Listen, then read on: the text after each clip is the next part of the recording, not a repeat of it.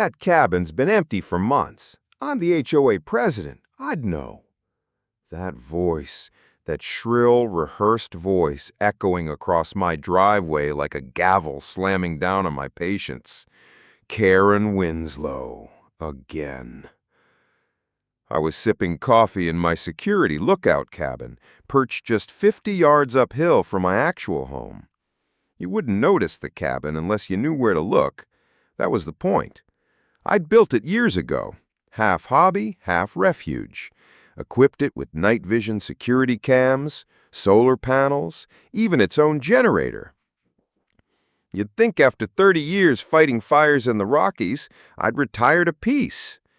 Instead, I got Karen Winslow, self-elected queen of the HOA. Let me paint the picture. My home's a rustic log cabin, hand-built, surrounded by acres of thick pine forest, just off a cul-de-sac the HOA claims belongs to the Lake Haven community. I own the land outright, never needed HOA approval for a damn thing.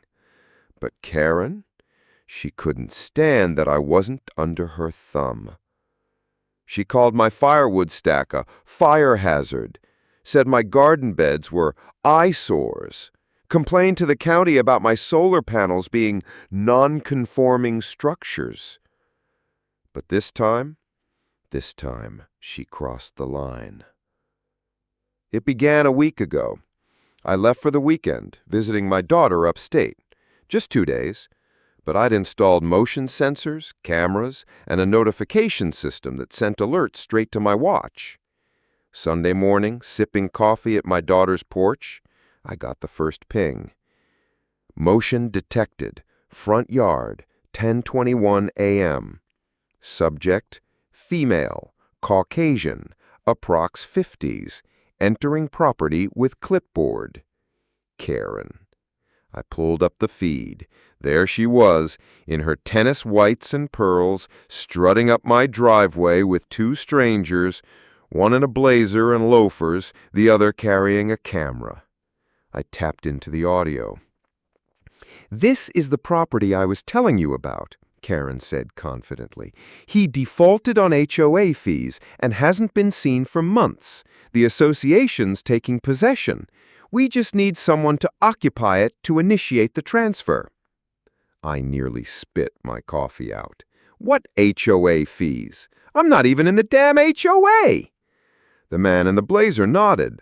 "So it's a ghost listing? No paperwork?" Karen laughed. "We'll file everything this week. You show the home, bring a family in, and we'll backdate the notice. No one will ask questions." The cameraman said, "This place is perfect, rustic, totally on trend." My jaw clenched. I looked at the screen again. Karen had the guts to walk onto my porch and rattle the door. When it didn't open, she handed the realtor something. My spare. That did it. I ended my trip early, but I didn't go back to the house. Instead, I slipped into my security cabin just before midnight. Karen didn't know it existed. No one did. Built into the hill, thermal insulated, camouflaged roof, all by my hands. For the next 2 days, I watched. And what I saw, that was the real betrayal. By Tuesday morning, a moving truck pulled in. A young couple and their 2 kids stepped out looking thrilled. They hugged Karen, thanked her. I could see the lies dance in her eyes as she told them, "Make yourselves at home. The original owner abandoned it. You're doing the neighborhood a favor." She handed them a fake lease agreement. I zoomed in on the signature. Darrell Keene. My name. Forged. They moved in that night. I didn't blame the family. They were duped. Nice folks. The kids. But Karen? She'd gone too far. And this time, I wouldn't just send a cease and desist. No, I was going to burn the illusion to the ground. Metaphorically, of course. Over the next 48 hours, I went full operations mode.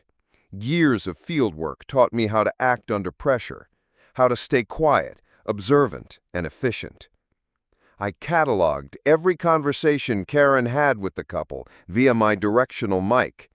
I scanned and copied the forged lease agreement they left on the coffee table. I zoomed into the license plate of the realtor's car, ran it, found his name, Dennis Winslow. Her brother, a disbarred real estate agent. Gotcha. Then I called Madeline Cruz, my longtime lawyer and family friend. "You're not going to believe what this HOA snake did," I told her. After one look at the footage, she said, "We're going to bury them in lawsuits and headlines. You still got media contacts?" I smiled. Every last one. But I still needed the final act. That's when I printed a sign. 3 feet wide, bright red background, bold white letters. "This property is not for sale. Trespassers be warned. Legal action imminent. Fraud under investigation." I waited until Friday evening, just before the family returned from dinner. Then I emerged, silent as fog, walked down from the security cabin, crossed my own yard, and planted the sign dead center on the porch. I rang the doorbell once, then walked back up the trail. The next morning, I watched the fallout. Karen pulled up in her SUV, saw the sign, and her face turned pale as snow. She stormed up the porch. "What is this? Who did this?" The mother pointed to the sign, confused. "Wait, are you not the actual owner?" Karen stammered. "Of course I am. I mean, we are. The HOA, this is just a technicality." The father of the family walked to the edge of the yard, looked up the hill, spotted my camera blinking. Then he said it. "Honey, I think someone's been watching this whole time." Karen turned, eyes narrowing. She followed his gaze up the hill, right into the lens of my camera. I smiled. Karen stood frozen at the bottom of the hill, staring up toward my camera like she'd just realized God had been taking notes. The father of the family, name was Brian, I'd soon learn, stepped forward. "Ma'am, we're going to need to see proof of ownership, not HOA titles, actual property records." Karen flinched. She wasn't used to people questioning her, not like this. "This is an HOA-managed property. I can get the paperwork by Monday. You've already moved in. Let's not make this awkward." Too late. The kids peeked out the window. Their mother pulled them back inside. I could see the worry growing in her face like a shadow swallowing light. I didn't want to traumatize the family, but they needed the truth, and it was time to give it to them. So I walked down, out of the trees, slow, calm, like a man who'd just been waiting for the right moment. I wore my retired fire chief jacket, badge still pinned, sleeves rolled up, my beard thick, my eyes tired but locked in. Karen's jaw dropped. "You?" "Yeah," I said flatly. "The owner, the one whose name you forged on a fake lease, the one whose cabin you broke into, the one who's about to sue you into oblivion." Brian's eyes widened. His wife gasped. Karen turned to run, literally, but tripped on a step. I didn't laugh.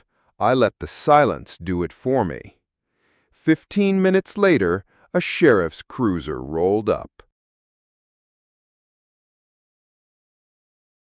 I'd already filed the trespass report, sent the footage, backed it with my deed, my lawyer's notarized statements, and a chain of security timestamps showing Karen's entire scam from start to finish. The sheriff, a calm guy named Deputy Hall, stepped out. "Mr. Keene, I reviewed the footage. We'll be detaining Ms. Winslow for criminal trespass, fraud, and conspiracy. You want to press charges?" I looked at Karen, red-faced, trembling, sweating like a summer pig. "Absolutely," I said, "and I'm not stopping there." He cuffed her, right there in front of the family.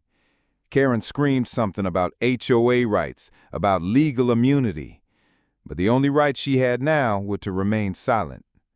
I helped Brian and his family pack up that evening. I didn't blame them. They were good people, just looking for a fresh start. They thanked me for not blaming them. Brian even offered to testify against Karen. "Whatever you need," he said, shaking my hand. "That woman needs to be stopped." She will be. Oh, she would. Phase 2, Public Reckoning.